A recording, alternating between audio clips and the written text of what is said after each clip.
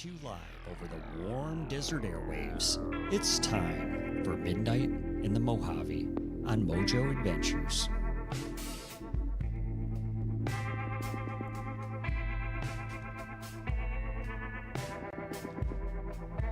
All right. How's everyone doing out there? I bid you a good evening, a good morning, or a good afternoon. Whatever time it is, this is reaching you, and wherever you're at, we're just glad to have you this evening. How you're all doing? I worked on the intro a little bit here. I hope it went smooth. I like that syndication noise there. Every podcast get just a little bit better, I hope. And this is kind of like a freestyle episode, as you're going to see from the title there. I don't really have much planned, but it's been quite a while since I've uploaded anything on the Mojo Adventures More channel, so I did want to come on here and put something up for everyone to listen to. We've been real busy over on the main channel there, so haven't had much time to nurture things here on Mojo Adventures More, but that's okay, because we're going to pop on tonight and we're going to give you a couple updates on what's been going on from those stories from the last Midnight in the Mojave, which I haven't looked, but man, it was quite a while ago. We have just been in the thick of it with life, with the main channel, and with everything going on in the world. And that's what we're here for on this secondary channel, is to basically discuss anything that we won't touch on the main channel. Because as it is, you might, if you're a viewer of our main channel, you might already notice, as it is, the YouTube algorithm gets kind of confused when we upload different things. It doesn't know what to do. And YouTube tells us, don't worry, every video is treated individually. So if you upload one thing on the lake and you upload another thing on something unrelated, it will recommend them to different audiences, but that's not what it does at all. So we don't want to do any more damage to the YouTube algorithm over on the main channel, and that's why we're here, and that's why we're glad some of you are here also. This second channel is just kind of like a basket of everything that we would like to do and we would like to cover and we would like to show, but we don't want to put it up on that main channel, and maybe we just don't have time to edit videos, or we want to discuss things, go behind the scenes, and it just wouldn't be appropriate to put it on that main channel, because that is our bread and butter up there. So that's what this channel is for here. And we are not monetized on this channel, so that means, like the title says, no limits. Anything that anyone wants to discuss, we're open for it here. All right, and I will get a little bit better at the streaming setup. I do have I'm backwards. I have a guest seat over here. So Mrs. Mojo may be joining us here in a little bit, or maybe even one of the neighbors out here. We're kind of having like a little block party here, just hanging out and chatting, and you never know. I don't want to get ahead of myself, but in the future, we'd love to have some guests on the show, maybe in the chat here, maybe in the chair, and maybe even through my podcaster setup here, because I do have the ability to bring in some callers. But hey, like I said, let's not get ahead of ourselves, all right?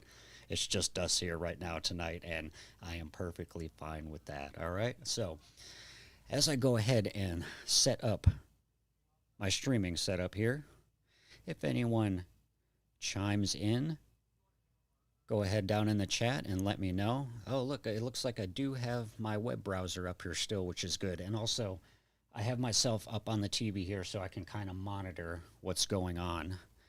And this looks like our chat view, but I did open up some browsers here, okay? So I'm going to make sure everything works, and there's a little delay, so I'll give it a minute to come back up. But let's start off right where we were at the last Midnight in the Mojave, like nothing happened, right? Now, I really didn't want to cover this story. I don't like starting off things on bad notes, but if you're watching this now, there's just a lot of crazy stuff going on in the world, right? It just seems like, I don't know, maybe it's just this period in time. It just seems like there's crazy stuff happening all the time, all right? Sometimes I tell Mrs. Mojo, I feel like I was born in the wrong time, you know? I look back on the 70s and the 80s, and especially like down at Lake Mead, look at the good times in Las Vegas. It really had that small town feel. And now what's going on in Las Vegas, it's just grown so much. It's like a major metropolis, and there's crime and pollution everywhere. And it just kind of makes me miss that small town feel. But hey, you got to keep moving forward, right?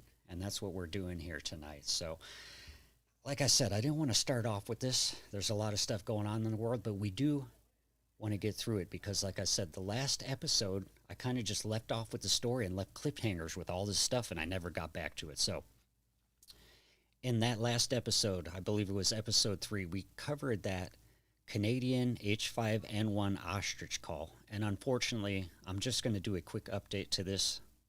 They did end up calling all those ostriches. So unfortunately, after 11-month legal standoff, the Canadian government, on the 8th of November, which was at the end of 2025 last year, they did end up calling that entire flock of ostriches. And of course, there's folks on both sides of this argument saying, you know, they were a hazard to health because they felt like these ostriches might produce some kind of super flu or something that wouldn't be treatable. But then there's other people kind of like where I lean more, very empathetic towards animals, and would rather just err on the side of leaving the animals alive because they had already been healthy and happy and apparently survived that outbreak. But unfortunately, like the story says, they were called. So I don't want to dwell on this too much. If you do, this was a very interesting story though, and it really kind of highlights the very delicate line that we all walk, not only in Canada, but especially here in the United States, about giving your powers up to the government and then trusting them to do the right thing when the time comes, no matter if it's a health issue, if it's a politics issue, if it comes to your children or anything else. All right. So, you know, sometimes you just got to be careful. You just got to, I don't know, folks. I don't have the answers, but I feel like as we discuss stuff like this, maybe we'll all evolve a little bit and get a little bit smarter. And even if not, you all can look back on this video 5-10 years from now, just like our lake updates. You all can look back on the video and say, you know what, they were right about that, or you know what, they got that totally wrong. They should have never done that. It was a complete overstep. But hey, for right now, folks, like I said, you and I, we're all in the thick of it. So we just got to do our best and keep moving on with these stories. So unfortunately, that had a sad ending to that one. I was really hoping that with the United States government stepping in there, they would be able to protect those ostriches, but that didn't happen. They didn't have the power to do that, and unfortunately, they ended up calling all those ostriches. And then all this stuff, like I'm going to discuss in 1 second here, all this stuff kind of got buried in the news cycle at the turn of the new year. And well, if you're watching this right now, we all know what's going on. There's turmoil in the world. There's war in Iran. The Straits of Hormuz is closed. Our oil prices are skyrocketing. Things just seem like they're falling apart. Okay, so for as bad as we thought that stuff going on back on the last Midnight in the Mojave was, as bad as we thought that stuff was, it just seems like things have gotten worse. So keep the faith, folks. Remember, we're going through it right now. And, you know, maybe you didn't want to be born into this. Maybe you're an empath and you feel all this stuff going on and you don't agree with it and you wish there was some way the world would change and it just seems like it's getting worse. Hey, I feel you, folks, okay? But we got to find these solutions together, and if not, we just got to look back and see the decisions that were made, and hopefully the people after us, maybe our children, will have a little bit better data, a little bit better enlightenment to carry on with. All right, so we got Robert B in the chat. Hi from New Hampshire. I just happened upon you tonight. Thank you, Robert. We are new at this podcasting thing, so as you can see, I have a whole setup here. This isn't usually what we do. We have a main channel over at Mojo Adventures, and this is our secondary channel where we kind of come to discuss everything that we don't cover on the main channel. And like I covered at the beginning of the episode, eventually we will have some folks like you coming in the chat and that way we can interact, all right? So if you're wondering what this podcast is all about, if you missed the intro, you'll be able to go back and listen to it earlier, but I happen to be very, very motivated by Midnight in the Desert and Art Bell. I really used to like that show, and we are right over the hump from Pahrump here in Las Vegas. Art Bell broadcasted out of his residence right over the hill in Pahrump here. And if you have ever been out there, if we ever have fans of the shows in here, his property was crazy. He had huge antennas on it and everything, and he was broadcasting everywhere. He was keeping the truckers awake at night as they went up and down the interstate. Always had very interesting topics, okay? And he always seemed to straddle the line very well between what he would ask of you and make you think about, to the point where you could no longer call everything a conspiracy theory, or you could no longer discount other people's points of views, because he presented very good guests and very good discussions. And I think a lot of that that type of discussion has been lost in this day and age, especially when we get down to politics and stuff like that. It seems like everyone's just trapped in their worldview and their groupthink. And whenever they see someone that has a little bit different than them, they immediately shut themselves out, and that's the end of the discussion. So I think we need to get away from that. And what I try and do is, even with the stuff we discuss here, okay, like we won't really touch a lot of the supernatural or the aliens or religion or politics. We won't touch any of that on the main channel because it's just not necessary. You can go anywhere, so many places in media these days, and find those issues that will just support your worldview. You know, what do they call it? Confirmation bias. You can go so many places these days where this thing will support your confirmation, this thing won't, so you tune this out and you listen to this more and add them and favorite them. I don't like that at all, okay? I actually like going out and searching people with different opinions from me, and I like to hear what they say, because here's the thing, all right? If you're so set in your ways, what's the harm of going to listen to someone else and actually hearing in depth what they have to say? If anything, it's just going to confirm that the data that you had and the way you were thinking may be a little bit more right? So in the end, it seems like a net positive. And what's the worst that can happen? Well, maybe you could get a new point of view and learn something new, you see? So like I say, we do miss Art Bell. That was a great voice on the radio. I feel like he brought people from all sides of the spectrum together, all right? And he really got people thinking about important issues, whether it's aliens or what's going on at Area 51, or like we covered in the previous Midnight in the Mojave, the weird time warp going on outside of Las Vegas. Any of this stuff. It just seemed like when you turned into Art Bell's show, your mind was just, when you heard that intro come in, your mind was opened up and you were ready to hear and discuss and think about whatever he was saying. And I think we've lost a lot of that in this day and age. I'd like to get a little bit back to that. So whatever we can unite on, I think would be good here. And hey, if it's the Midnight in the Mojave stuff, then that's what we'll discuss. So we started off with that ostrich call story, right? And the other story we had last time involved the comet.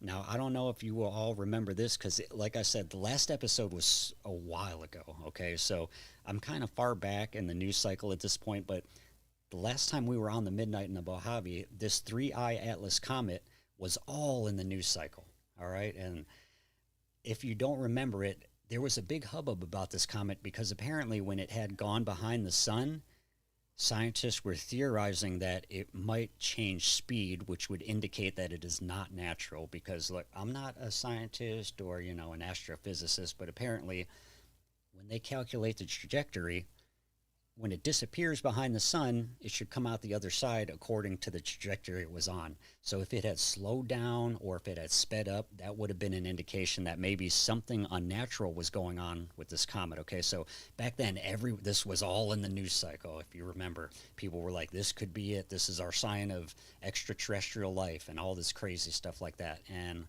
well, what happened to it? The comet disintegrated into at least 4 smaller pieces in late 2025 after passing close to the sun. Okay, so there's another story. All that hype and everything, all that built up, and I don't know if you'll remember back then. Also, the UFO and the alien disclosure was all in the news cycle. So this was just compounding all that. This comet was compounding all that news, and it seemed like all the ET and the supernatural stuff and the extraterrestrial, it was coming to a head, and then it kind of just disintegrated like this comet you can see on screen here. So nothing happened with the comet. All right, nothing weird happened. It just went behind the sun and then disintegrated. So that was the end of that story. Okay. I did want to make sure I update all this stuff because this Midnight in the Mojave, eventually when we get going on this, it will kind of be like Art Bell's podcast where you can have a running database of everything we talked about throughout the podcast. So that's why I do want to touch on these stories real quick before we move on. And the last one was the Explore With Us crew. Where did they go? Give me 1 second here. Let's do Iwu Crew Burning Man. There it is right there. Okay, so this is another thing we had covered, this Iwu Crew video here. So for any of you that did not catch the last episode, I've explained many times that this Explore With Us channel was one of the original channels we used to watch here when we came to Nevada and Las Vegas, because they were Nevada based and they would go around kind of doing what we do, which is explore abandoned places and find old mining camps and stuff like that. Well, they kind of evolved a bit and they started, I actually think they might have sold their channel at some point because their content completely changed. But much to our surprise, they came back and started making videos that were very similar to what they had been doing. And one of them was a documentary on Burning Man. And this was last year when the gentleman unfortunately died at Burning Man, and they said that it was a homicide. So they went and investigated not just that, but they investigated the whole festival, the organizers, all the finances, the security there, the deals with the BLM to get the land permitted. And it's just a really good documentary. So I won't spend too much time on this because we did cover this a whole lot back then. And what had happened was they went and shot this film, and the organizer tried to copyright strike them and get the video taken down. Not because she was worried about her little Instagram reel they showed of her recording them, but because what it really seems like, if you ask me, is they didn't want the truth to get out. So the good news is that video is now back up, as you can see on the screen here. So their video did get put back up, and you can go watch it. I definitely recommend go watching it. Okay, I don't have anything personal against Burning Man. Okay, we used to go to EDC back in the day. I love Grateful Dead and Fish. I used to go to those festivals all the time, you know, jam band festivals like this. Kind of the same nature of the folks that go to Burning Man. I've got nothing against that scene or anything like that. The problem is, what happened with Burning Man was an organic fest. What started as an organic festival out on the dry playa in the desert, you know, word of mouth and whatnot, it basically has turned into a corporate event with millions of dollars switching hands, and that some of that money is being paid to the BLM to get permitted. They're supposed to clean up the playa. That's a natural playa. They're supposed to leave no trace. They're supposed to clean it up. Well, apparently there might have been some, allegedly on camera, some stuff being let past when they were supposed to clean it up and leave no trace, and that it all was fine as long as the money changed hands. So that's what this is basically covering here. And that's enough of that synopsis on the Burning Man thing, but I really recommend you go watch this video. It'll explain a lot about that. So once again, nothing personal against Burning Man or the folks that do it, but look, that is a natural area. And as an off-roader, I know how upset other folks get with off-roaders when they even leave tire tracks or they go a little bit off trail, which I don't agree with that either. I don't think you should be doing that. I think we should be preserving the environment, and there's a reason we have, for instance, in Lake Mead, you can off-road in Lake Mead, but they tell you to stay on established trails, all right? And you might get confused, like, how are you on a dirt trail out in the desert and you're supposed to stay on it? They are marked. Like, stuff has signage out here, you know, it'll have an arrow or the BLM road number that you're supposed to stay on. So I am an advocate for responsible off-roading and stuff like this. So when I see people that seemingly are able to skirt the laws and the regulations for protecting the environment because they passed more money through hands than, say, off-roaders do, and meanwhile at the same time I see responsible off-roaders keep getting locked out of public lands where they should be able to off-road, it kind of, kind of grinds my gears. So look, if these folks were all on the up and up, this video probably would have never been made and they wouldn't have had to taken it down, but that's not what happened. So go ahead and give this a watch. I won't spend too much more time on it here. Let's go back to the screen. And Robert, I just got my license in 1973, 16 and a half years old during the OPEC oil embargo. So I couldn't even drive my first car for a while. That really sucked. Wow. Yeah. How did that affect, if you're still in here, Robert, how was that, the OPEC oil embargo? Did a similar thing happen to where the prices skyrocketed and everyone is freaking out and blaming each other and pointing fingers everywhere and, hey, let's go to war, let's do this and that?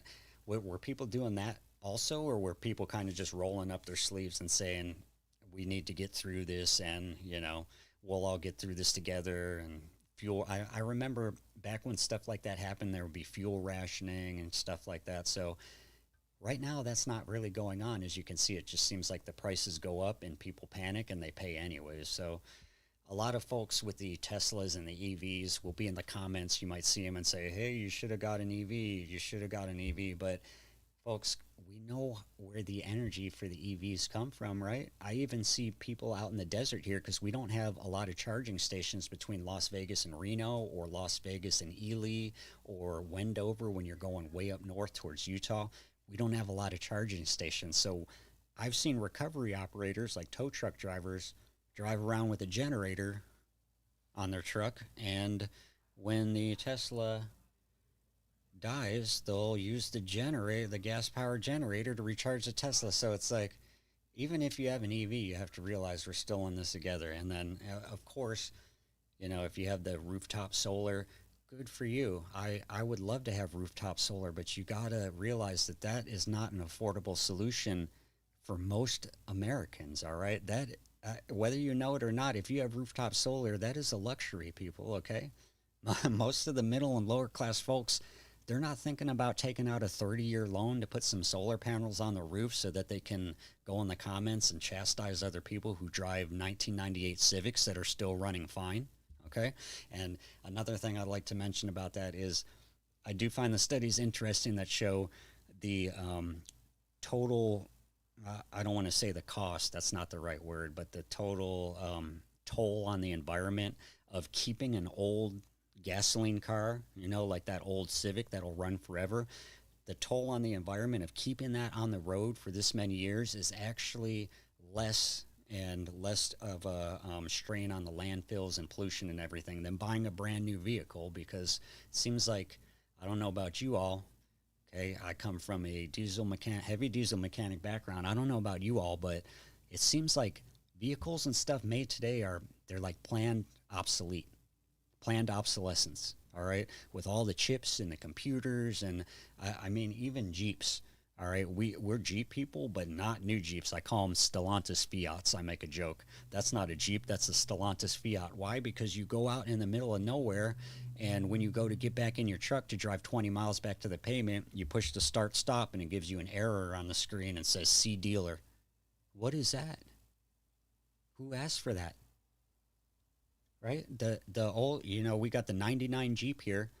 You turn the key in, no immobilizer or nothing. As long as that key goes in and you turn it, it's going to start up. If there's a battery and fuel and spark, it's going to start up. All right. And if there isn't, let's say your battery's dead, well, you push it and pop the clutch. All right. That's why people had vehicles like that, because they were reliable, especially when you needed them to be.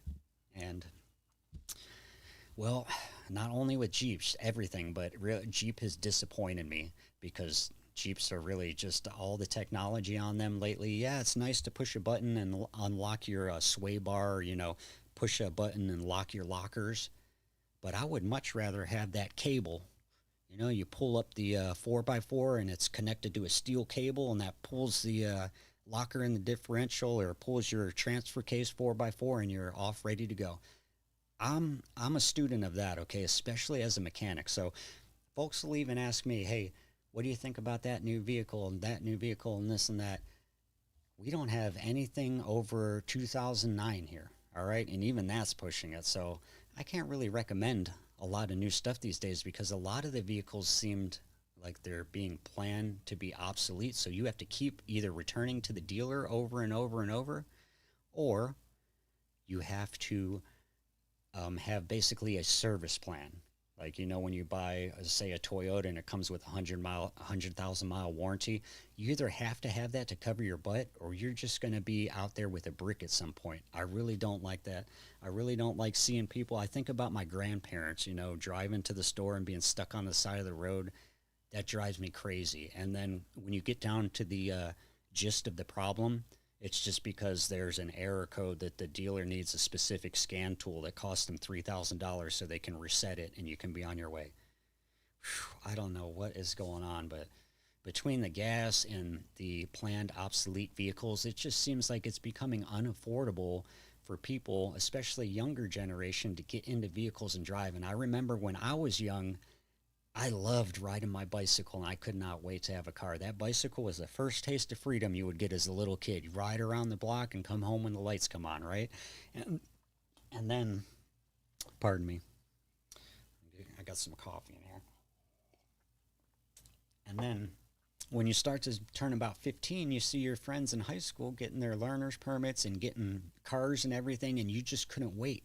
You know, you didn't care if it was a beat-up jalopy with the side panels rusted out and it was smoking. You didn't care. As long as the radio worked and it turned on and you could go pick up your friends, you were good. And unfortunately, it seems like it's even hard to find something like that these days unless you go back 10 or 20 years. So hopefully that changes in the future. We'll see. I don't know. My only suggestion there as a mechanic, like I said, is buy old stuff. Go buy the old stuff, all right? Don't buy this new stuff where they want you to lease it like we were at the boat show today. The boats are $100,000, $200,000, and they just look like the normal boats that you would go fishing with your family back in the day, you know, little four-seater. It's ridiculous. So it's like no one's supposed to own anything, and if you do own it, you're not supposed to know how it works or fix it. I can't stand that, all right? I like getting a vehicle and owning it for 10 years so that I can basically fix anything on there with my hands, and no, I don't have to rely on anyone else, especially not a dealer, all right? So I'm going off on a tangent one more time. I apologize. But like I said, it's a freeform night tonight. We don't have anything to discuss. And I saw Mrs. Mojo pop in here, but I think she went back out. She's got Bella on her.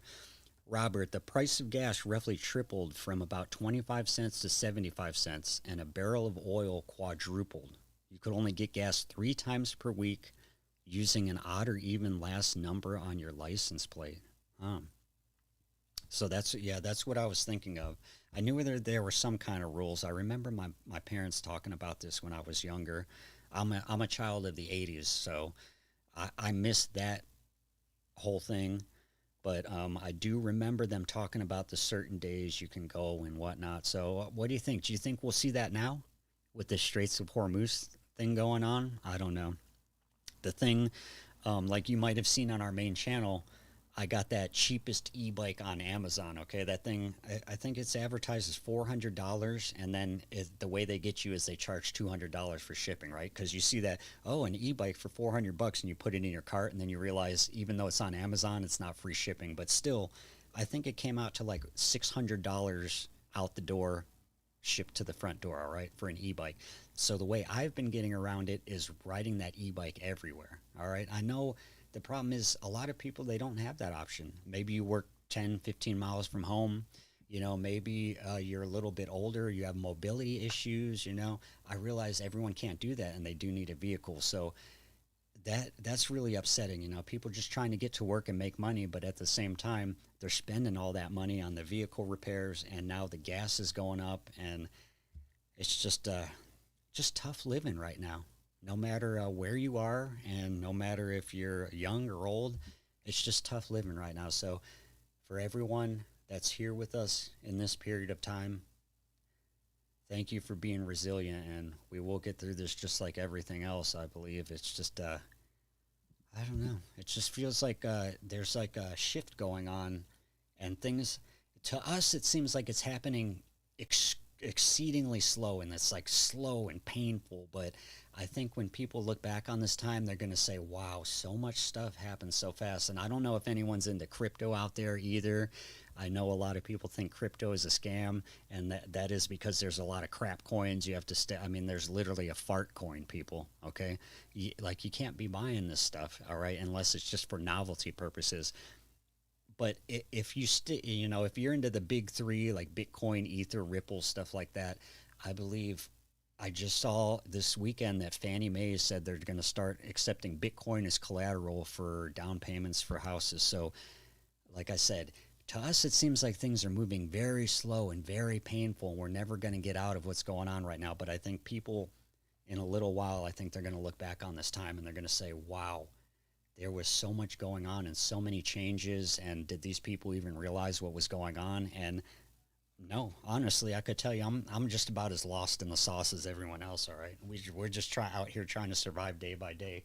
You know, we go down to make the Lake Mead videos, and I try not to dwell on the whole AdSense thing with YouTube, but you can almost see any creator you watch, if you go back in their videos, almost all of them will have a video talking about how YouTube is screwed them and their views are down and their AdSense is down, and they're not just complaining, folks, okay? Because when we started making the lake update videos, I was actually getting some exposure and some AdSense payments from YouTube that would actually make me believe, like, hey, we might be able to turn this into something more than just a hobby.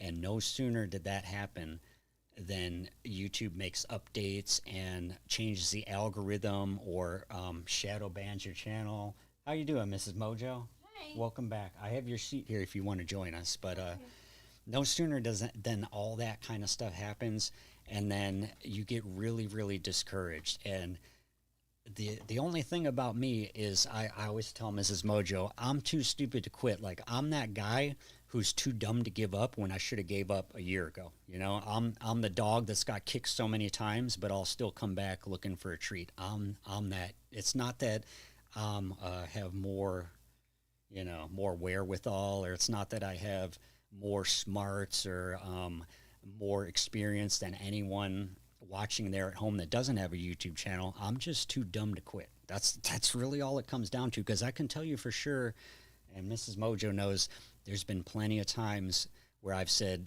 we just need to quit the YouTube stuff. It's not, the value's not being returned on the time. I think actually one time I said, I'm a numbers person, so I pulled out a calculator and I calculated, like, how long did it take me to record this video, you know, the gas to drive to the lake, the time to hike, the coming home to edit the video. I calculated all that stuff, and it came out to like 39 cents an hour. And I was like, this is ridiculous. I'd rather just be a greeter at Walmart. This is not worth it. However, we have Adventure Club members, and we have a small group of people that are really, really into the content. And that was one of the only things that kept me going on YouTube. That and the member section, because now that I have the member section, I don't have to worry if a video is going to flop. I'll just put it up in the member section because I know they'll like seeing it. So sometimes we make more stuff. Sometimes we make less stuff. Sometimes I get really motivated when videos do good. Sometimes I get really demotivated by YouTube and they're throttling channels for no reason or not recommending videos. It's just like, I guess you just got to be like me and be too stupid to stop. I don't know. You're not stupid. Not stupid at all. Am I here? Hold on. Let me get Mrs. Mojo set up here. Oh. Look at you. Oh, sorry. We're getting some distortion. Here you go. Oh, are you? I can't even hear anything. Howdy ho. There we go. That's better. All right. Well, when I get Mrs. Mojo mic'd up here, let me know if you can hear. I'll turn your volume up. I have you on headphones too, Mrs. Mojo. There we go. Can you hear it now? Yeah, I can. Oh, Mrs. Mojo in the house. Howdy, howdy. She was over hanging out at the block party. I told our neighbor over there.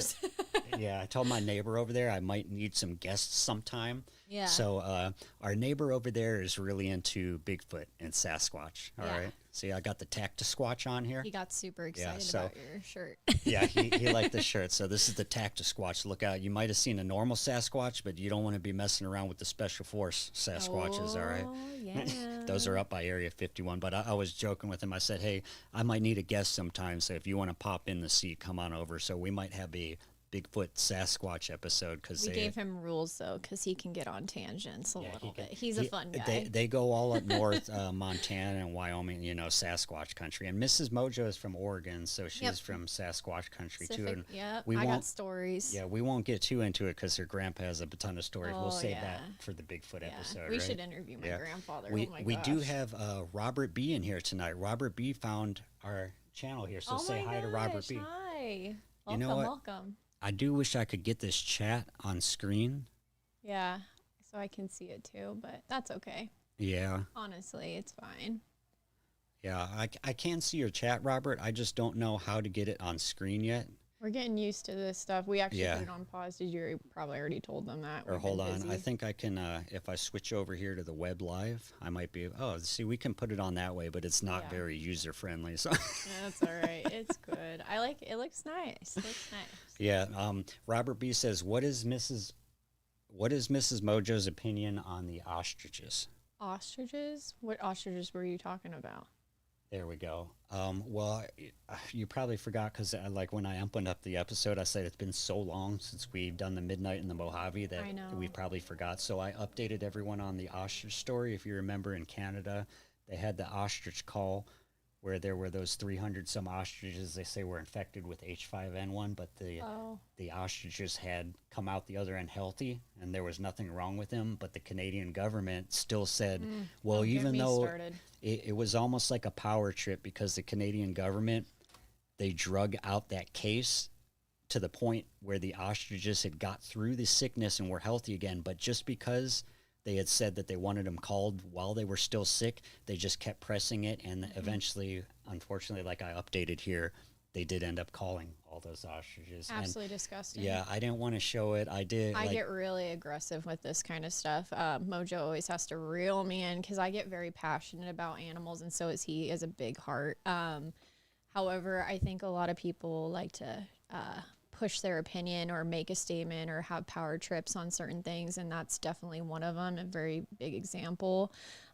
Just of big government always trying to pry into private life, and it's absolutely disgusting.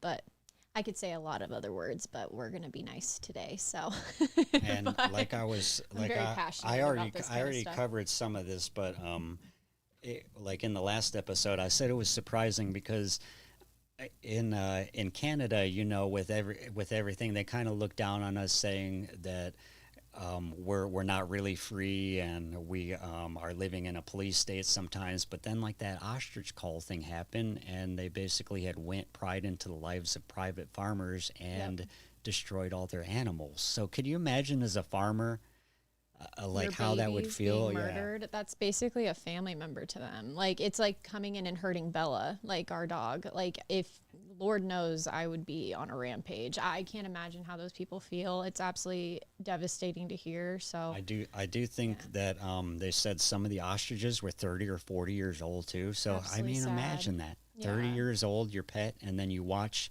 some Royal Canadian Mounted Police and some barbaric sharpshooters just gun them down. I think they set up a hay pen. Like, I don't want to get into this because I'm going to start thinking it. But you're going to make me cry. Yeah, but it's the way they went about it was just terrible. And you can go look, Robert.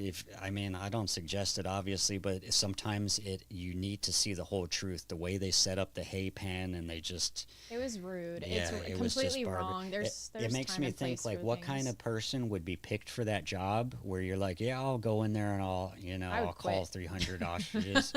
That's what they were hoping. They were hoping that these Royal Canadian Mounted Police would all quit, but unfortunately that's not what happened. So I just found it ironic that sometimes the Canadians will tell us, you're not free down there and right now you're living in a police state and all this stuff, but then they go and call someone's animals. It's just terrible. So Yeah, she Absolutely was gross. she was not happy about that. No, I just think it's a big government putting their 2 cents into certain things that don't need to be. And I understand Canada is totally different than us when it comes to our government, but still, even here in the States, there's a lot of big overreach on certain things, but we can't go down that road because it gets a little too much.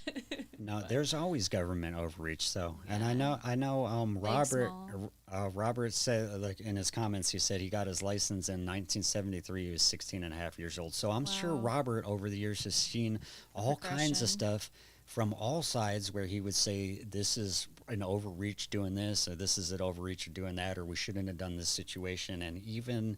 Like, to bring up your grandfather again, even Vietnam. You saw what Yeah. happened in Vietnam when people came home and they were spitting on soldiers. Well, like, my father was one side of that equation, Yep. you know, because he was actually at Kent State when the National Guard thing happened. So I can understand the worldview. Like, if you're in that situation and you're at Kent State and you see that happen, you would think that would completely confirm your bias, and you say that we are definitely right. You know, when these soldiers come home, they're wrong. We'll spit on them. But then at the same time, you got to realize a lot of the people that went over to Vietnam were kids, and not Yeah. only that, not only were they kids, they thought they were doing the right thing by signing up and serving their country. Yes. And so, like, at that time, like I said, think about this period now. Like I started the episode, everyone thinks they're on, you know, one side or the other, and when they see someone else thinking another way, they think it's wrong. It's the same thing happened back then, right? And now we look back on that time and we say, like, hey, you know, that was not cool, the way you treated those soldiers when they came home. You know, a lot of them No, had it's mental yeah. issues, PTSD. A lot of them had diseases from Agent Orange that were still trying to work out that stuff. Like, My think grandpa about, suffers to this day, and it's hard to hear his point of view, and then I hear your dad's point of view too. But at the same time, I think a lot of people need to broaden their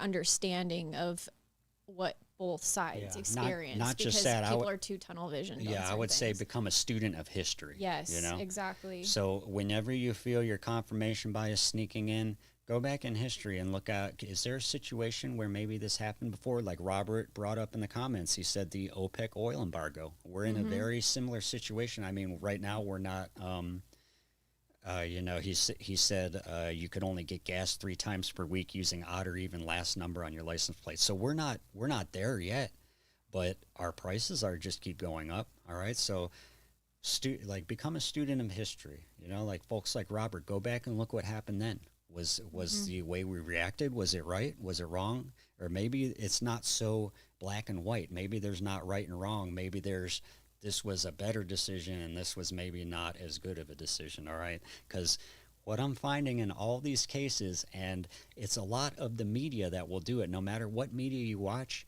they will hammer a story from one angle and find one source so that they will get you to keep clicking and keep giving them Emotionally tied likes to and it. subscribe. Yeah, so that's all it means to them, folks. Yeah. Like, you think these large media corporations care about your well-being at the Not end of the at all. day? You think when they're running their ads for a new vehicle that's going to break down, like I talked about, in 6 months, and you're not going to be able to get to work, you think they care about that? No. They don't care. They're You're getting just that another ad little revenue. ant in the farm. Yeah, Literally. they're getting that ad revenue either way. So let's all take a step back. All right, you got to realize that these big corporations, big news media that are pushing certain sides of a story one way, they don't have your best interests in mind, and they don't No. care about you. They don't care about me. They don't care about Americans. They don't care about Canadians. Just like the ostrich call. If you open up one source, they'll tell you how good it was that the government called all these ostriches because they were going to create some kind of crazy outbreak. Yeah. Well, how are we ever supposed to know? Because they called them all. You know, maybe they should have listened to RFK. I don't know if you're a fan of him or not. I don't really care, because he had an alternate idea than killing all the birds. Okay, why? Maybe they could have sent him 100 of the 300 birds, Yeah. and then we would have known, hey, that was a terrible decision to kill all these birds. But now we'll never know, because they just did it. People are too big on jumping the gun, and they just want to know that they're right. And that's the bad thing, is it's blinding everybody and dividing us 100%. Yes. Like, it's just a way to divide us and to conquer us. So if you stop thinking about the narrative of people and just political and like who's on what certain type of party, it's about how about we figure out the common solution of how to address it. And that's what I think a lot of people we see in the media now is they're just constantly being divided because they're like, no, you're wrong, you're racist, you're this. It's not that. It's actually they're using those terms to divide us, to conquer us. And at the end of the day, it's not right. And we're getting misled, and people are easily distracted by these things because our lives are way too more busy compared to what my grandparents or your grandparents have had to live through. Our lives are like ticking time bombs. They are literally go, go, go, go, go. And we don't have a chance to even give our opinion on things anymore. And they don't even ask our opinions. So anyhow. Yeah, most of the stuff that happens, like that we all argue about so passionately, most of the stuff that happens the next week, the news cycle will refresh and you'll forget all about it. And case in point, look at what we just covered for the rewrap of the Midnight in the Mojave. All this stuff I covered was real big in the news cycle, and people were arguing about it. The comet and the ostriches and all the Burning Man death and all this stuff. And then the news cycle refreshes and everyone forgets, and now we're on to the Iran thing. And I know everyone right now, they think this is World War III, there's nuclear weapons, this and that, we're all going to die, and we can't afford gas, and the economy is going to collapse. And like at this point, I'm ready for anything. I'm like, would that really be a bad thing? I mean, how much worse can things get, right? I don't know. So just take a breath. There's a lot of evil people in this world. Yeah, take a breath. The news cycle will refresh, and you will be on to stressing about the next thing. So we just kind of got to rise above what's going on, I suppose. And it's a lot easier. Yeah, it's a lot easier said than done. But that's the good thing about these podcasts, because here, when we have alternate media sources, we can all look at things more critically. And let's say you come in the comments and say, Mojo, you're completely wrong about that lake situation you cover. This is 100% man-made, or a lot of people like to say Las Vegas is wasting all the water and all this stuff. You know what? That's fine. I'm not going to chastise you. We're all just going to learn together. Yeah, okay? Give us the opinion, show us the facts, because I feel like Joe and I are also come from a different era. Like, even though we're younger, obviously, in years, but I feel like even schools have changed. So what we were taught in schools was critical thinking. Critical thinking is obviously looking and sourcing things. So if you're not sourcing things, which now kids nowadays and in general, the public doesn't source things. They don't look at everything at face value. You don't get your resources from the media. You don't get them from news sources. You got to lay them on the table and see what's truly happening. And not a lot of people have time in their day to do that. So exactly, that's why they get emotionally tied, and they react with emotion. And that's what's killing us the most. So that's what I see. It's not about party. It's about emotional ties and where your internal feel is now being brought out of you, essentially, on certain terms. I don't know. Hopefully that makes sense, but I don't know. I just think it's a little much. It's a lot. You got to retrain people to really think for themselves. We don't think for ourselves anymore. We are told, and we consume what is told to us, and we take it as fact when it hasn't been proven yet. That's kind of crazy. That's scary. That's totally against our Constitution if you really think about it. But. Yeah. Let me pop up the comments one more time here. Robert says, in high school, when a former student would die in Vietnam, they would do a moment of silence on the PA system. Quite often we would hear that too. That's interesting. Yeah. My grandfather's got some crazy stories. It's just the things that he had to witness and what he came home to was absolutely, I don't know how people could do that, but at the same time, you got to put yourself into those people's shoes. What were the propaganda? What was the stuff on the news? What were they being fed? What were they being told? What was the indoctrination of everything? A little fun fact, because I don't touch I usually don't do too much personal stuff on the main channel because we're just so focused on the lake stuff. I go off on tangents with the lake stuff, as you know, when I watch that. It's hard for me to even stay focused when I'm covering the lake, so I can't start going off on tangents about our personal life, which is why we're here right now, because I always like to learn a little bit about the creators too, you know. I don't want to just always see them drilling whatever they're doing, whether it's like a gamer. Yeah. I don't watch gamers, but if you would watch gamers, I would want to know more than just them playing video games all the time. Like, what are you doing on the weekend, you know? Yeah. Well, how do you feel about this or that? So an interesting thing about that is I am a veteran of Operation Iraqi Freedom, all right? And a lot of people, like even now, they're chastising people that served in that and Afghanistan, all right? Because look what happened in Afghanistan, turned into some 20-year debacle. It's hard to believe that Afghanistan went on longer than Vietnam, isn't it? Yep. So a lot of people tell me the same stuff. Hey, you wasted your time over there. You went and, you know, you're hurting innocent people for no reason. You're just a tool for the oil companies and all this stuff. Well, like, you got to realize that when, for instance, I signed up right after 9/11, okay? Now, that's that's a good topic for another Midnight in the Mojave, is the whole 9/11 thing, okay? But we're not going to do it because I'll go off on too much of a tangent. I enlisted right after 9/11, okay? A lot of people felt that patriotism. They felt like the country was a threat, you know, that the American way of life was a threat. You know, people with families at home, their kids, they didn't want to see their kids have to go out into a world and worry about getting bombed when they're just eating lunch or something. So a lot of people would join for those reasons, which are very righteous reasons. But at the end of the day, you know, the politician or the general who sends you off to die, well, like, what's it all for, right? At the end of the day, the people who are chastising you, they're going to look like they were right. But deep down inside, I didn't join for those reasons. I didn't join to, you know, go get some oil for people or to go kill brown people or whatever people would accuse me of. I didn't join for those reasons. I loved America. I loved the country. I loved like I said, I grew up in the 80s and the 90s. It was a wonderful time to be alive. Like, I can't believe all the violence that goes on, like, out here in the streets of Las Vegas. You should see the news stories, the crazy news stories of people, just the violence and it's just it hurts your soul. Yeah, and it's just like it seems like maybe the stuff was going on back then, and we just didn't have such a prolific news cycle on the internet with stories being disseminated 5 minutes after they happen, and, you know, the spouse kills his partner, and then the next morning it's on the news and it happened right down the street. I don't know. Maybe we just didn't have the news cycle and it was going on, but to me, it did not seem like the world was like this. It seemed like a nicer place. You know, we'd play after dark. There was, you know, It was a different time for sure. It's not the same anymore. So I had felt like that was all under threat. And now coming out the other side, it just looks like everything went to crap anyways. But the whole point is, the folks that were chastising me, I could see where they were coming from, but I knew they were wrong, because that's not why I joined. I wasn't some Duke Nukem, shoot 'em up, you know, I want to go kill them all, let God sort them out. I was not like that at all. In fact, I went over there to try and interact with the local population, and I did. I interacted with a lot of children. They loved candy. We would always bring candy, because when we would drive, we'd throw it off the wrecker.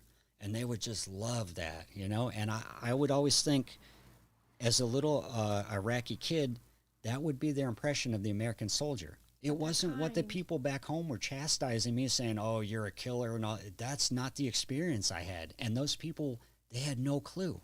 Mm-hmm. And they would you know, they would criticize you for that. And it's like, you have no idea what's going on over there at all. You're watching the news and you're listening to what they tell you, and you're coming here and chastising me. So when I look back on Vietnam, I could see a lot of similar situations, and bringing it to the present day, what's going on. Like, we don't have Marines there, but I'm sure, as some of you have saw, they're planning on sending Marines there. The whole cycle's happening all over again. You know, you got you got the people who say, go get them Marines, and then you got the other people who are saying, you're going to kill a bunch of innocent kids. So it's just like the same news cycle just recycled over and over and over, and it's just like, it's so tiring sometimes, you know. It's just so tiring. It's hard, because our media is literally propaganda. I don't care what you say, it's the truth. It's literally blinding us, and it's portraying not the true story.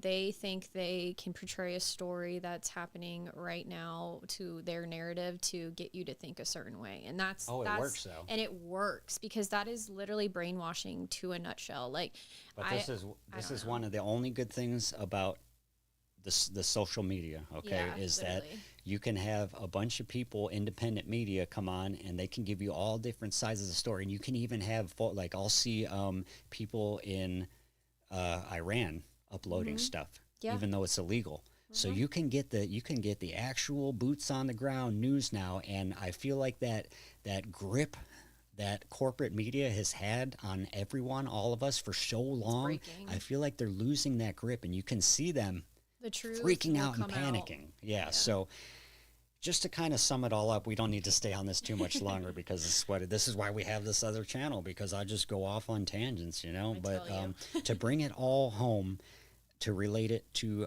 the main channel, that is actually part of the reason we have that main channel covering Lake Mead, because I saw what was going on with the lake coverage very early. All right. I saw that a majority of the news stations were saying that this is all, the climate's changing. It's all man's fault. We're destroying the earth. And to some degree, that is very true. But when you look behind, remember when I called that series Behind the Drought? I have that one on Lake Powell. There's a very specific reason I said that. Why? I said we look at the reasons behind the drought other than what the news is telling you. Okay. Behind the curtain, guys. It's and lo and behold, when I started looking at the stuff, okay, think about everything we've learned since then. If we didn't cover this lake stuff, we would be in the comments like everyone else saying, it's you, middle to lower class person, driving your 1998 Civic. You're ruining everything, and you're destroying our lakes, and they're draining, and you're using all the water. Folks, that's not what it is at all. Just like in the Behind the Drought, okay. We saw, for instance, the wildfires, one thing that's affecting a lot of the weather cycles here. And then we find out that a lot of those wildfires were started on purpose. And even, remember when they caught the one person, and they were like a park ranger or something? Yeah, starting fires. My family's to further a narrative, to start a fire, just so they can say, see, I told you, you're the reason why these forests are burning. That's not right, folks, okay? And what about the water supply? The folks said, well, it's the city's using all the water. Well, look a little bit deeper. It's not. It's agriculture. And not only that, even when you tell people, hey, it's agriculture that's using all the water, it's not you, middle to lower class person, who's just trying to survive and get a drink a glass of water and stay dehydrated so you can make it to work 15 hours. It's not you. It's agriculture. And not only agriculture, because when you say that, people will say, oh, well, you don't want to eat lettuce and avocados in winter. It's not that. It's almonds, it's cotton. It's mostly cotton and alfalfa fodder for animals. That a lot of it's being shipped overseas to Saudi Arabia and China. Why would we be so stupid to let China come buy up our farmland in Saudi Arabia? It's illegal to grow alfalfa there because it's so dry, but we're stupid enough to let them come here and buy our land, use that water, and ship it home. They're literally taking the Colorado River water, putting it in a container, and shipping it home. And then we're sitting here blaming everybody, pointing fingers at each other, saying, you're the problem because you're driving a pickup truck, and you're the problem because you're making the climate change. Yeah. Folks, you gotta just step back. You gotta look at everything that's going on, and that's to emotion. I'm telling you, they know how the human brain operates, and a lot of us start to adapt to the emotion part of our brain, and we just react. Robert said, great commentary, you two, but I have to go to bed. Thank you, Robert. Robert. I really appreciate you tuning in tonight, Robert. Thanks in the for chat. finding us. Yeah, you've helped us out because I'll put your chat up one time, even though you might have already left, so that way you can get a little shout out. Thank you, Robert. Here he is right here. And this is going to be the point of the Midnight in the Mojave moving forward. We would like to have some folks tuning in, giving us feedback, letting us know. Open the conversation, guys. The deep conversations. On a calm level. Like, don't... More than just the surface stuff, okay? I want to tell you that right now, I'll look you in the camera and say, you're not going to offend me, okay? There's nothing that you're going to say to me that I haven't said to myself 3 feet from the mirror, okay? You're not going to offend me. If anything, you're going to make me think more critically. And then Okay, we're I gonna want to deep hear your dive even opinions. more. Yeah. So I always I tell Mrs. Mojo a lot. You know, you have two ears and one mouth for a reason. Whenever I'm talking, I'm not learning anything. Okay, Yep. so I can talk to you like I have for an hour here, and it might be good for you because you're going to learn. You might learn something, or you might disagree with me and go in the chat and tell me, and then I'll learn something. So Yeah, I mean, we're an open book. It's definitely time to change that mentality, and little by little, and we're just small little creators at this point. So yeah, we're open to that, calm, cool, collective conversations to really get an idea of what we need to do as people to make that transition. yeah, not only we're trying to tackle the river situation now, but Yeah, I 'cause think it's wild eventually, out there. folks, I think we will figure out that water situation, whether it's for better or for worse. I think it will get figured out. I think that, like I pointed out earlier in the episode, I think we're going through a whole lot of changes very fast, but to us, it seems excruciatingly slow and painful. Like we're never Yeah. going to get through this period, but I think we are going to get that water situation figured out, and Well, we have no choice now because now it's in the government's hands, right? yeah, Technically. the what I wanted to wrap it up by saying is that's why we started covering the Lake Mead situation, is because I saw all that reporting just trying to point fingers, and I said, you know what? Wait a second. Since we're already at Lake Mead and it's dropping and people like seeing this stuff, why don't I just go a little bit deeper into see what's happening? And holy moly, that opened up a Pandora's box of stuff. Okay, from the top of the river to the bottom of the river. It's just like, even I've said in the videos, it's just so much to try and comprehend. I don't even know how a professional hydrologist would be able to get all this right, because there's just so much happening. Like the left hand doesn't know what the right hand is doing. You have folks in Colorado making decisions that affect the river down here, and then you have the people down here blaming each other, and then you have, like I covered last time, you have cloud seeding going on from Utah to California willy-nilly, because the cloud seeding is not regulated by the federal government. No. You just have like Santa Barbara Water District doing their own program in that little region. Then you have us here in Las Vegas outside Red Rock, the Desert Research Institute, doing cloud seeding. Well, are you going to tell me that all this cloud seeding going on isn't going to affect the next season? Exactly. Because what we're seeing now is Playing when God we at have this a point. yeah, when we have a wet year, there's stuff going on in the background, and then all of a sudden the next cycle will be very hot and dry and wildfires, and then the news will use that as an example of how things are getting worse. But wait, what was going on during the wet year when you were doing all this cloud seeding? Are you going to tell us? Do you have studies telling us how that's going to affect the next 5-10 years of our weather cycles? No. Everyone's just doing it, and then when things fall apart, they have the luxury of just blaming each other, which is going on the river. So Yeah. I don't know.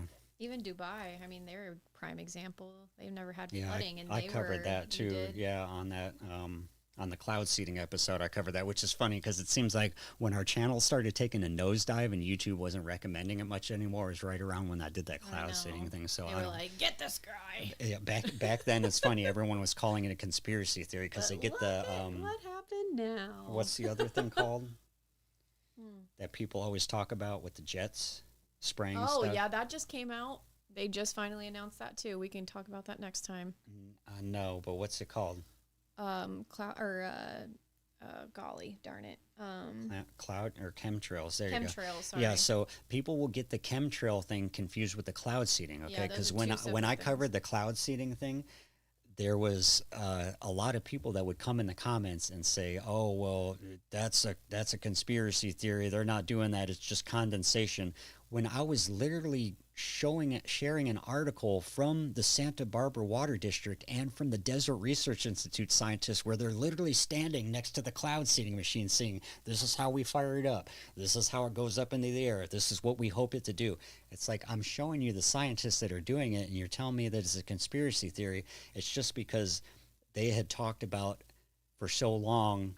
They had gone in the comments, like I mentioned earlier, with people getting in their worldview. They'd gone in the comments to argue with people about chemtrails being a conspiracy theory for so long that when cloud seeding came up, they just called that a conspiracy theory too. So now they're behind in knowledge just because they couldn't grasp that cloud seeding is actually going on. And we have no idea the effects 2, 3, 5, 10 years down the road. We don't, especially with every water district doing it in their own region. We don't know what's going to happen. It's kind of scary to think about. So I do think that that might be a reason why just one of the small reasons these cycles might be getting worse and worse. I don't know. It does seem like right now, at this point in time, we're having a very very hot start to the season. So I don't know if this is going to continue into the next year. We've covered how there might be a super El Nino that might come save us, but the problem is that's the other end of the cycle. So if we get a super El Nino, that means that we're going to get a super hot and dry period again, right? Yeah. So it's just like no end. Yep. So let me get once again, thank you, Robert, for tuning in tonight. And if anyone else is in here, you can go ahead and pop in the chat, ask us your questions. It can be about anything. It's Freeform tonight. If you want to talk about Area 51, if you want to talk about a ghost town we've gone to, maybe you want to hear about our experiences going through haunted places like the Goldfield Hotel. Maybe you just want to know what's going on behind the scenes with our main channel. That's what this is all here for. We're like an open book on this channel. Nothing's off limits.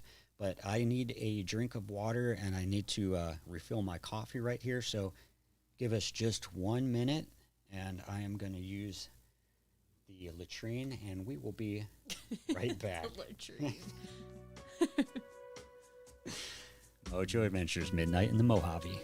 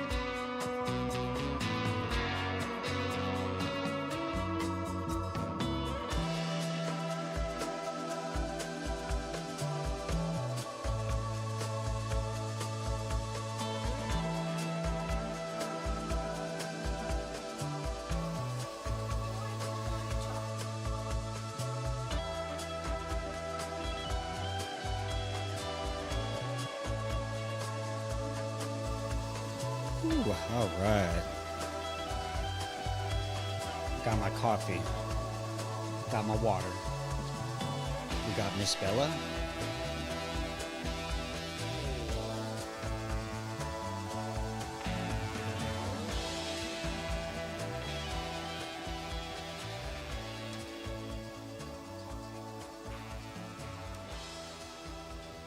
All right.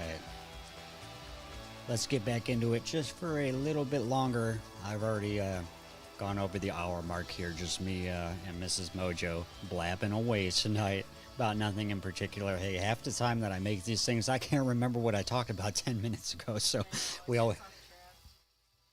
Oh, there we go. Track. There I am. All right. There we go. Okay. Yeah, like I'll talk about stuff for an hour, and now I can't even remember what we were talking about. So hopefully it was a little bit entertaining. Maybe you gained a little bit of knowledge tonight. Maybe you have some burning questions that now you're thinking about that you can put in your back pocket for the next podcast. I don't know, but like I didn't have too many topics tonight, especially the extraterrestrial stuff. When I started out here, a lot of that stuff went out of the news cycle with the turn of the new year and with all the stuff happening in Iran and all that stuff. So even though some of you may remember at the end of last year, there was all that alien disclosure stuff and we were having the Pentagon Papers come out. And then I remember Barack Obama came out and he was like, oh, the aliens aren't, he made a comment. And then Trump was like, oh, he knows about aliens. And I got all excited. I'm like, oh my gosh, they're going to come together and tell us. No, nothing happened. It just it fell out of the news cycle, and that was the end of it. So I'd like to know, because there is a interesting angle on this whole alien thing that I think is very important that we discuss, and that is being so close to Area 51. And of course, I think if there was some kind of alien invasion that was going to happen, we're going to be the first ones to witness it. And you better believe that I would have my live streaming go on. But before we get into that, I want to know, there's a very deep discussion going on between whether these are actually aliens and extraterrestrials, or are they supernatural beings in a way that might represent angels and demons? Mm-hmm. I think it's all... Get a little closer here. Oh, am I too far away? There we go. There you go. Yeah. So I have my theory. Mrs. Mojo already has a theory on that, but that's a very interesting angle, because what I'm seeing, it would make sense too, because what I'm seeing with the disclosure stuff is folks will say that that's just a distraction, saying that they're ooh, that coffee is definitely strong. Give me some indigestion here. Hey, you get it all, right? Uncut. So it's not like our YouTube channel. No. I definitely won't spend 6 hours editing 2 minutes of video here. You're going to get the burps and everything. So, but folks will say that that's just a distraction, like this disclosure stuff. It's actually meant so that we do think that it's extraterrestrials coming from Area 51, when actually there's a battle going on, a spiritual battle between good and evil. 100%. 100%. I don't know. This topic is very interesting to me. And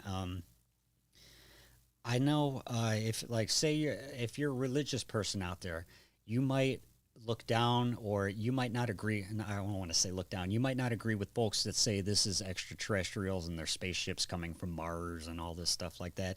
You might already know or think in your head that's not what's going on at all. You people are being fooled. So in the future, I'd like to cover this a little bit more. Even maybe find two folks that are on different sides of the argument. Like maybe someone like a Bob Lazar type who says he studied the crafts and he knows how to reverse engineer them. And then maybe there's been folks that have remote viewing or these experiences, near-death experiences, who will say, absolutely not. Those are not aliens. Those are angels and demons. So we won't, it's too much. Angels. Yeah, we won't get into it too much here, because that's a whole thing. And then we'll start talking about if you're into this kind of stuff, that they say there's like the Greys and the reptilians, and there's all these different races, and some of them are good and other ones want to eat us. And it would make sense if they were angels and demons, because that's how good and evil works, demonic, right? Yeah, those are demonic presences. Yes. Yeah, so essentially, it's not just us right now, folks, just because we're up near Area 51 and the stuff's going on. This is throughout all of recorded human history. Go look at the indigenous folks. Go look at the Navajo and the Apaches and the Paiutes and everyone up north in Cherokee. What's that cave? Lovelock Cave. Lovelock, yeah. Yeah, where they said there was the red-haired giants that came down from the mountain and were eating the people there, and they drove them into the cave and started a fire and killed them all. Even back then they were theorizing that these weren't actually giants that were earthly beings. These were supernatural beings. So this is a very interesting conversation, and what you're going to see as we keep moving forward on the main channel and this behind the scenes No Limits podcast is that we are going to start getting into different cultures, different religions, all right, Native Americans, faith, all of it, ancient Eastern medicine, stuff like this, okay, Asian medicine, stuff like that, because what's going on today with the Western world and medicine, I think that we've completely gone astray. And if you look at Eastern medicine and, Asian remedies and stuff like that, it does seem like that they can have the cure for many ailments just by using natural herbs that are found on the earth, and they have not had the need to go down this path of making all these pharmaceuticals and stuff that every little thing, you know, you have a hair growing out of your arm, you need to take this pill. They don't do that. Everything is very homeopathic, natural, and it's worked. It's worked for centuries, right? Yeah. So no, who for are we real. to come along now with our modern day science and say, no, we've analyzed this and we've broke everything down and this is right because I went to school for X amount of years and that's what they told me, so I'm going to tell you. Yep. I think we've really lost our way, not only with medicine, okay, but with the river. So this is how we're going to tie this back into the main channel, because the Navajo really knew how to live in harmony with that area.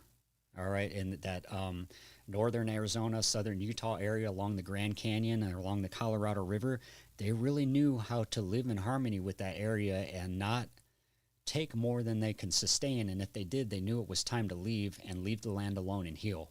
We don't do that anymore. We see the land hurting and we say, let's expand the city like we're doing here in Las Vegas, right? Yep. And they're almost to the capacity. Yeah. So 2030 people, 2030. Another thing I like seeing is the folks that are doing the homesteading thing, the new homesteading thing. We have a neighbor over here that owns property right across the border in Arizona. It is very remote out there. Okay, you have to truck in your water. A lot of lots don't have power. He does have electricity, which is nice, and sewer, but there is a movement happening right now to go back to homesteading, you know, to leave the city, to go back, to get chickens, to plant crops, to have them die and sit there and stress out about whether you're going to have food, to really get back into it and know what it means to live with the land and to make it work. And if you can't, you either got to adapt or you have to move on, just like the Native Americans do. I think we've lost that a lot, to the point where everyone congregates around these cities and they think that's where you got to be. You know, you got to be here where everything's happening, and you have to, I want to have sushi for lunch, and then I want to have pasta for dinner, and I want to have a 5-star meal and this and that. I understand the appeal of that, and to some extent, a certain amount of people can have those experiences, but I don't think this is where we should move all of humanity. No. I don't think all of humanity should start moving into these 5-minute cities where you have everything so convenient that you can't function without it anymore. And that ties into the pharmaceuticals too. Yeah. For some reason, we seem to have a habit of trying to break everything down, right? As humans in the modern age, we want to analyze everything, even your own life, right? You make a mistake, you want to sit there and kick yourself and say, why did this happen? What am I doing wrong? You know, where did I go wrong? Same thing with medicine and the river. We want to break everything down into little numbers, X's or zeros and ones, make everything binary so that we can dissect it and study it and give it a post-mortem and say, okay, I broke it all down. Now I know how it works, and now I can make something to fix it. Well, maybe we should just realize that that's not how things work. Sometimes maybe we're not meant to find solutions. Maybe we aren't meant to dissect everything down into little forms and analyze it. Maybe we're just meant to let things exist the way they are. And if something's not working, like say the river situation, maybe we shouldn't be analyzing that and building a bunch of dams and doing this and that and making water units and selling them up and down the river and creating water rights. And then when that fails, saying, well, we just need a new system. We need to analyze it a little bit more, and we just need to break down the rights a little bit more. It just seems like every time we go wrong, we try and fix it by breaking it down and analyzing it more and more. And I think at a certain point, we have to realize that maybe we don't have all the answers, and we haven't for a long time. And maybe people before us, like long before us, maybe they already had the answers. Maybe we didn't need to do anything but just become students of history. Mm-hmm. Like I started the episode, right? Yep, 100%. That's just my opinion, though. I don't know. Yeah.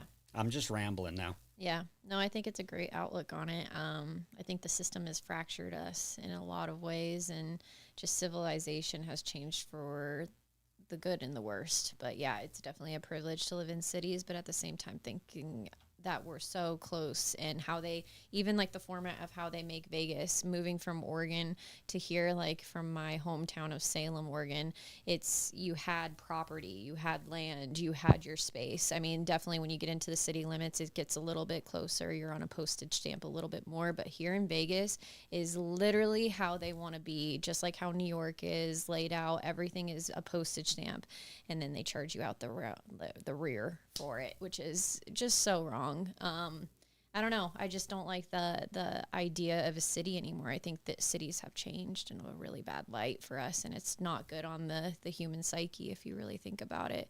And it deters us away from our natural instincts on providing for ourselves and living off the grid. And people always say, like, people that live off the grid are just kind of wackadoodles. No, I think they're actually somewhat smart, because, I mean, God forbid anything happened, but what if the grid does fall off? You know, like, how are we going to survive? Most people would actually die off if you really think about it. They won't be able to provide for themselves. They can't fish, hunt, garden, all the things that you think. And all these things that my grandparents have taught me in my younger years were fundamentals that you were taught even in school in Oregon. They taught us how to, they had an environmental, almost like a department in my one, it was like a magnet program, I guess they call them now, but we had an area where we were taught how to farm, how to propagate land, how to irrigate land, stuff like that. And there are schools that are out there still, but it's not taught anymore for a reason. So that's why I think it's pretty wild. I think we need to get back to the roots. I agree with that. I think we need to start teaching our kids valuable lessons and fundamentals of how to survive and provide for your future families. And maybe that would actually help with a lot of other issues down the line. The other weird thing I find about cities is, like she's saying, we all seem to live so close together, and then like every couple years that go by, the lots get smaller. We get closer and closer physically. It's not good for us. But mentally and spiritually and everything, and community-wise, it seems like people get farther apart. How does that work? Like, we get closer and closer shoved into these cities, but then now there's more and more crime, more and more destruction and death and chaos and hate. How does that work when people get closer together, but somehow inside they get farther apart? I don't understand that. And like, Las Vegas here is very odd. Thankfully, we are very blessed to have very good neighbors around us, other than the slumlord renters that we have over here that buy up the entire neighborhood. They're foreign investors from California. They come into Las Vegas here. They buy up a bunch of tract houses, and then they rent them out for twice the price to people. So now families can't live next to us anymore because they can't afford it, because they sublet. That's a different story. Well, anyways, we'll have to get onto that. We're lucky enough to have very cool neighbors right around us here, but that's not how Las Vegas is. Here. It seems like no one knows their neighbors here. Like, something will happen, you'll find out, like in the news story, like, oh, my next door neighbor got shot. You're like, how? How did you not hear about that? Did you not know them? No, I've never talked to them. What do you mean? How long have you lived there? Like, people in this place, they get closer together, but they get farther apart. It doesn't make any sense. Something is designed. Something, I don't know if it's like we were discussing. I don't know if it's the media. I don't know if it's it's not just politics alone. I don't know if whatever it is. The city design. People get closer and closer, but farther apart, and it's just not good at all. So I don't know what's causing that. I really don't like that about Las Vegas. I've always noticed that since I came to Las Vegas, because I've come from Ohio too, and that was another place where the lot, you would be in an acre lot on a farm, and it would take you 20 minutes to go and drive and see your neighbor, but you would know them better than the person that's living 6 feet away from you, where your house is almost touching their wall. It makes no sense. Yeah, agreed. I moved here in 2003. I don't like it. And it was a backwards way of living. Some people call it the West Coast mentality. Like, I don't know. I don't know if that's true. I don't know about that. Like, I've seen it back east in places like New York City and New Jersey and like that. It just seems like the city, but the West Coast does seem like people have like an air of, well, when I was in Ohio, let me put it this way.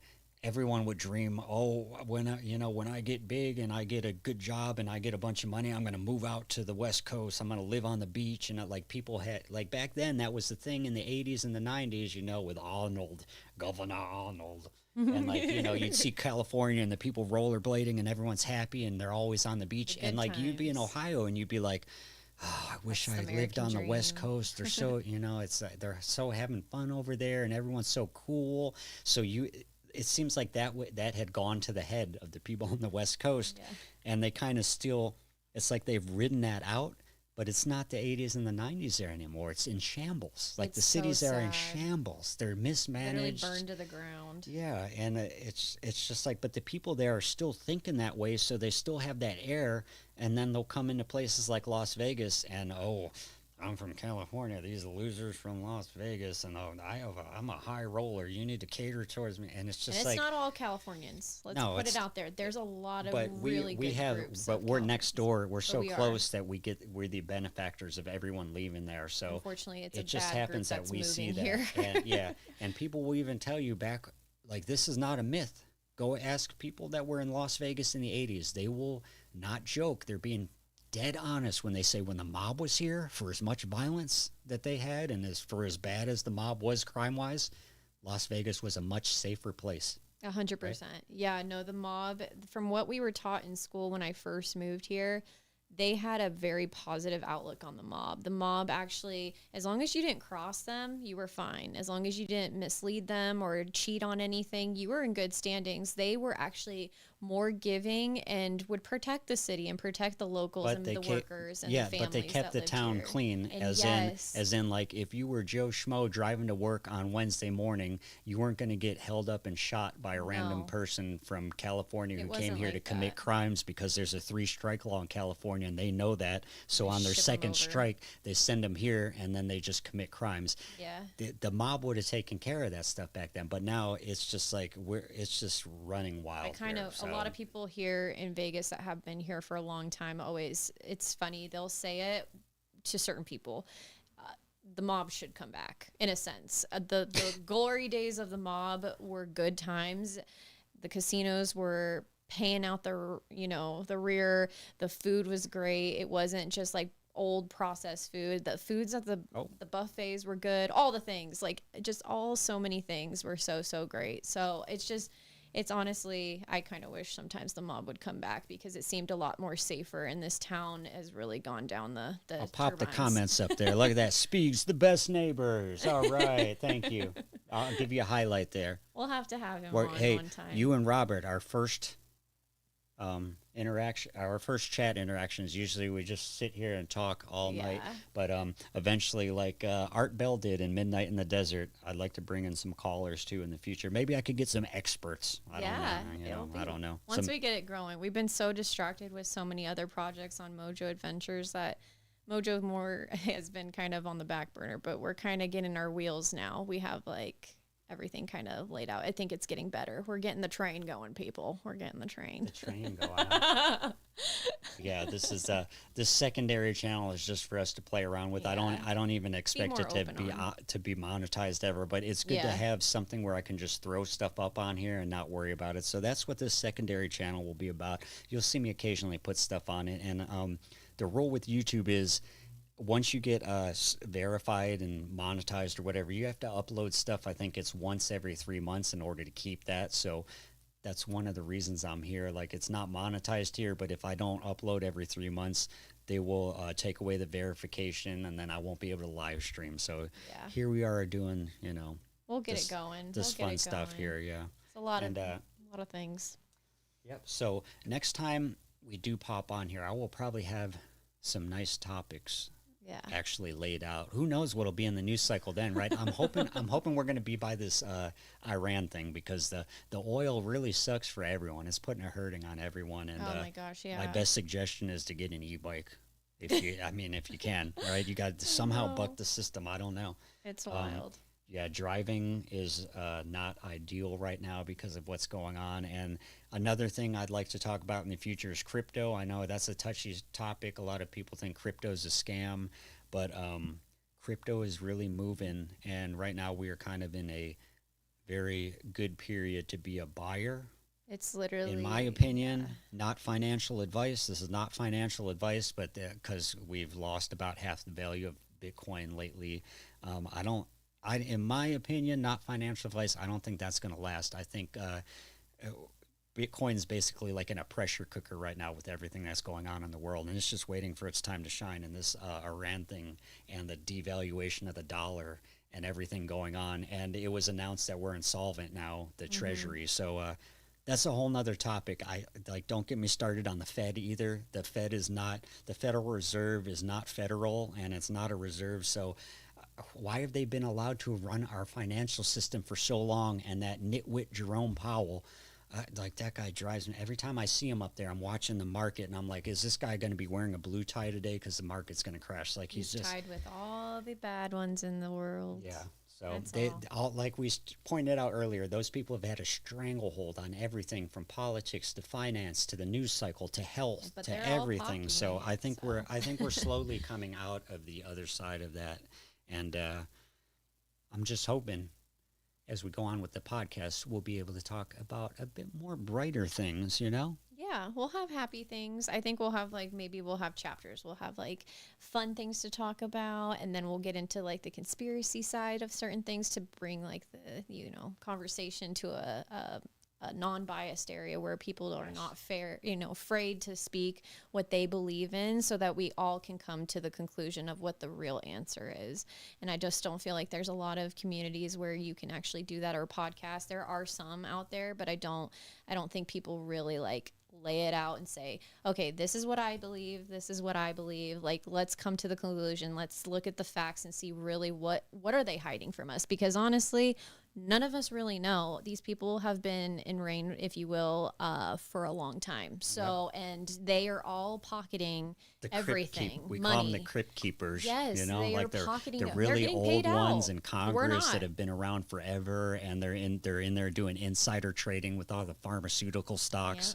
Yeah, It gets dirty, guys. It gets really dirty, and I think most people are starting to realize it. The common American is starting to understand and really open their eyes to it. But like we said earlier, our world is moving so much faster than our grandparents' era, to the point where people's brain and capacity, they are on to the next topic literally you're tomorrow. not meant to be able to understand it. That's the whole point. They don't want you to. You're not meant to grasp the whole situation, just like the lake that we cover and the river. And you're God not forbid meant you to ask a grasp question. it. You're meant to get so confused and jumbled up inside that you just say, tell me news, what to think. Tell me what to tell everyone else when this Mommy, comes up. Daddy, tell me what to do next. And no, that's not how we roll this roller coaster.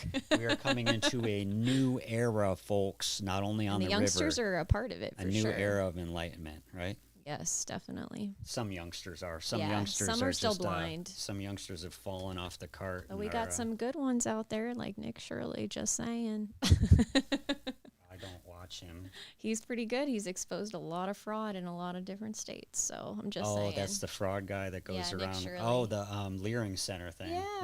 Yeah. That's crazy. It's amazing. I don't know 24-year-old can actually collapse literally a state government. So I won't get too far into things here because I don't want to alienate anyone. But the funny thing is I'm kind of a product of a weird point in time. In the 80s when it was like you had classic liberals who were against everything. They were against big government. They were against big pharma. They were against all this insider stock trading that was ripping off the value of the American dollar. They were against all this stuff, and that's who I was. I came out of the fish scene. We were all going to make it. You could go on the lot and sell grilled cheese, and you can fund your gas to the next show, and someone would give you a miracle. They'd give you an extra ticket, and you'd get in and have a good night, and you could worry about that. That was where I came from, all right? But now it seems like I haven't changed, but everyone I knew that was into that, now they're all kind of completely opposite. Like they're begging the government for answers. They're taking everything that the pharmaceutical companies ask of them. It's just like, I don't know what happened. It's like we brainwashing. Yeah. So that's kind of the thing with the Leering Center. So what I wanted to sum it up as is I really wish in this country that everyone could have free healthcare or socialized healthcare. I wish we didn't have to worry about these stupid insurance companies who are the only benefactors of what's going on right now are the insurance companies. Oh, they make so much money. Yeah, because you go in to get a treatment, and if you ask to pay in cash, it's nowhere near what the insurance company is going to charge you. So this is the problem. When there's a bunch of fraud going on, we're never going to have stuff like this. Like, I wish that we could all have healthcare, but it's never going to happen if there's so much going on that it's all being lost, you know? Yeah. So we're like, she looks into that a lot. I have my mind set so much on other topics that I can't really get into this stuff too much because I'll get distracted. But when I see stuff like that, I'm like, I agree with the people on one side who are asking for the free medicine, but then sometimes those same people are against rooting out fraud. So to me, it just doesn't make any sense. It's like, we all need to get together, and you have to realize that there is good and bad in all situations, all right? Industries, all situations. It doesn't matter which side you're coming from.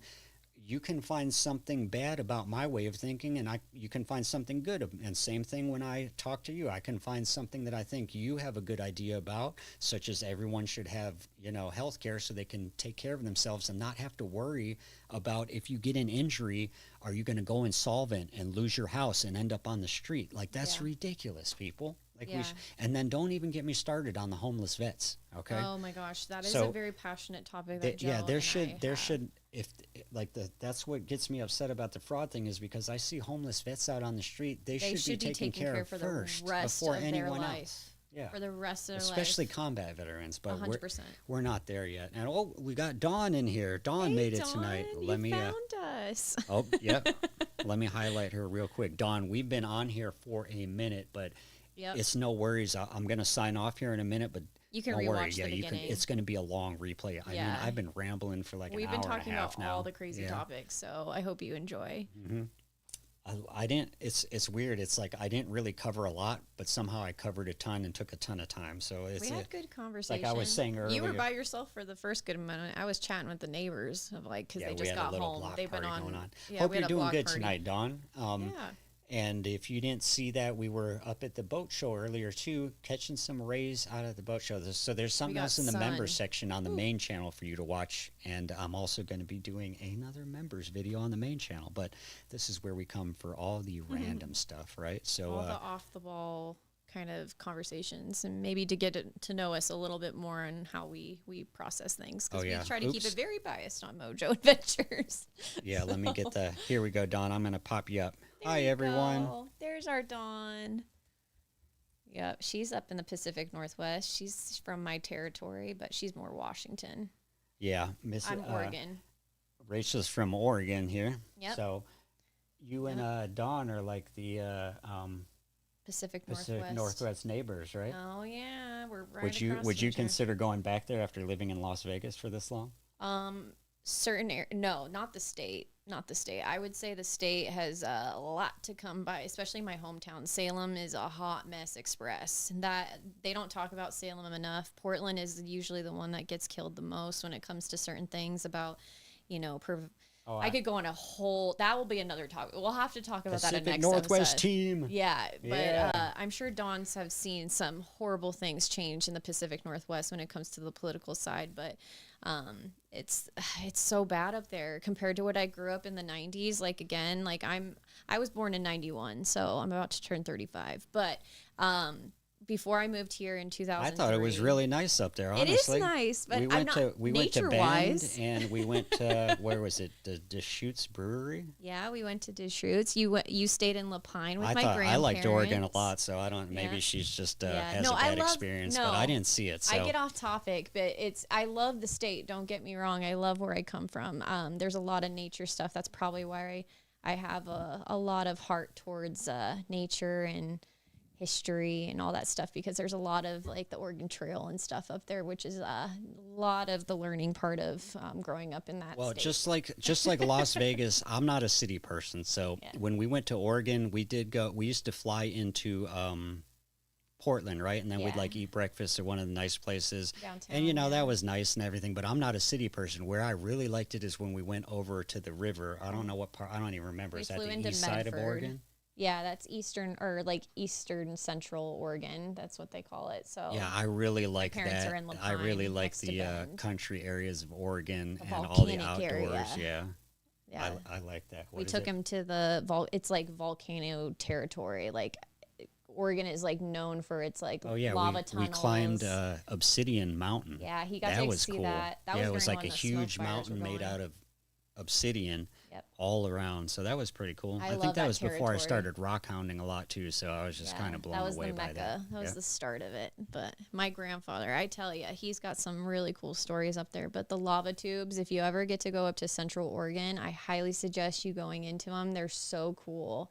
It's very fascinating territory for sure. Oh, she said the lava cave's so cool. Yeah. And Joe's never done that before, so he got to experience it. That's what I grew up doing. yeah, I forgot what I was going to say You now. lost your train. She was talking about her grandfather. Earlier, we mentioned that her grandfather's really into Bigfoot and Sasquatch because of that Yeah. eastern area of Oregon, where I know the eastern part of Oregon, too, is high desert. So some parts of it actually resemble Nevada a lot, Very which is similar interesting. territory. So I never knew that, but when I started watching, there was another off-roader we used to watch, Coyote Works. Yeah. I wonder what happened to him, actually. He's probably still Dawn, you on ever there. heard about this channel? There's a guy named Coyote Works, He's and in all he would Oregon. do is drive around his Jeep in the really remote parts of the Pacific Northwest and Oregon. And that's the first time I saw that Oregon had a high desert. Yeah, and there was a lot of homesteading. I found that very interesting because when I thought about Oregon, I thought about that Deschutes River, or is it a river? Yes. Yeah. I thought about that area where it looks like, all the big pine trees and hilly and rivers everywhere. So that's what I thought about when I thought about Oregon and the Pacific Northwest. And then I saw that high desert and I was like, wow, Once this you is go really, east, yeah, going this is towards really Idaho, interesting. it starts to change. It's mostly closer to the coastline where you see most of that. But Yeah, Oregon's got some crazy terrain. She for said sure. like Western and Eastern Washington. So Yep. Same. those areas, Dawn, that's Bigfoot country out there, right? Sasquatch. We were touching on that yeah. earlier. We're going to do, our neighbor is really into Sasquatch. So I asked him if he wanted to be a guest one time. So we're going to have to do a Bigfoot episode in the future, but just not enough time tonight. But They're already asleep. You'll be able to catch the whole replay. We touched on a lot of stuff tonight. I updated a little bit of the stories from the last Midnight in the Mojave because we never got to them. The ostrich story had an unfortunate ending. The Igloo Crew story had a good ending because their video's back up and you can go watch it if you want to learn what happened. And we actually never did find out what happened to the gentleman who was the homicide that happened. The gentleman who was found killed at Burning Man. Oh, that yeah. kind of went out of the news cycle. They said they found him face down, and Yeah. then that was like the end of it. I was expecting, they'd come out and say, we've done our investigation, we've caught this person, or he overdosed on this and fell down and hit his, nothing. It just disappeared. So that was the end of the Burning Man story, and now they're already selling tickets and planning for the next one. So it's like, I don't know. Burning Man, I tell you, we used to rave back in our day. Did you already do all this in the beginning? I'm sure you did. Listen to it, yeah. I talked Okay, you'll about have to all that, so we don't rewatch need to- it. But yeah, we won't rehash all that. I that's talked about all that, but that was an interesting story because that never came to a resolution, and kind of proving the entire point of the Igloo Crew video. It all just got swept under the rug, and it's just like, as long as you can pay the right people and pay the fines and whatever, you can just move on with life like nothing happened. And some poor guy did lose his life. So, which is so unfortunate. It's sad because that festival was totally different compared to nowadays, I would say. all right, well, thank you everyone for tuning in, but stick around for 1 second because if you made it this far, I have another surprise. Uh-oh. Well, I'll try something. I mean, why not? What's the worst that can happen, right? Uh-oh. What are we doing? Well, you're not doing anything. You're going to give up your microphone, but I'm going to try something real quick, something different that might eventually make its way onto the main channel in a different form. But for right now, it's just kind of like practice for me. So give me about 1 minute here. Let me get a drink of water. Let me move these microphones around just a little bit, and I will try something interesting. We'll be right back. Oh, shoot. Midnight in the Mojave, here on Mojo Adventures. We'll see you in a minute. Oh, cute.